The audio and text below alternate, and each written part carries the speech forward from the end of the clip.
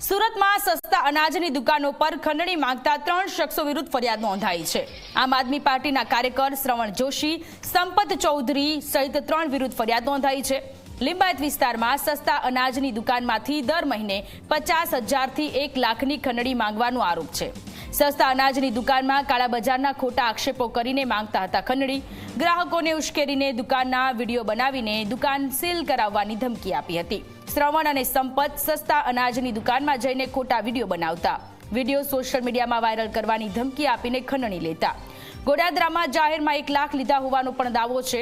સમગ્ર ઘટનાનો video viral થયો છે। પોલીસે સમગ્ર મામલે તપાસની કામગીરી હાથ ધરી।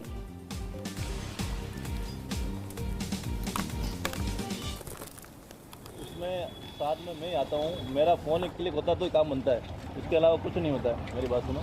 और हम आज से नहीं, हम 10 साल से साथ में रहते हैं। और इधर बच्चे पे क्या लंगोटिया है तो आप तो मुलाकात भी पर श्रवण भाई हो जाती भैया मैं मुलाकात नहीं करे। 3.5 में 100 तो ये है वो आनंद है।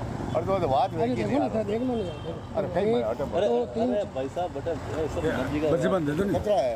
1 लाख है और ढाई काले परसों वो 50 कही है कि था रोज फोन करिए जो मैं देखिए है परसों आई भाई संपत जी वो एक बार बद्री जी ओ बद्री जी अड्डे के एरिया परसों आई। हाँ हाँ ठीक है। एक दो दिन ज़्यादा कम पैसा आ जाएगा आपको। मैं सब जानता हूँ भैया, पर उसमें साथ में मैं आता हूँ, मेरा फ़ोन एक क्लिक होता है तो ही काम बनता है, उसके अलावा कुछ नहीं होता है। मेरी बात सुनो। और हम आज लिंबायत विस्ताરની અંદર આમ આદમી પાર્ટીનો યુવા મહામંત્રી છે શ્રવણ જોશી, જે પોતે વારંવાર સસ્તા અનાજની દુકાનો ઉપર જતો હતો અને ત્યાં જઈ અને એ લોકોને કેમ તમે અનાજ ઓછું આપો છો, કેટલું આપો છો, શું છે એ બાબતે પ્રશ્નો પૂછતો હતો, એમના વિડીયો બનાવતો હતો અને ત્યારબાદ તે જે છે પોતાના ફેસબુક પેજ ઉપર અપલોડ કરતો હતો।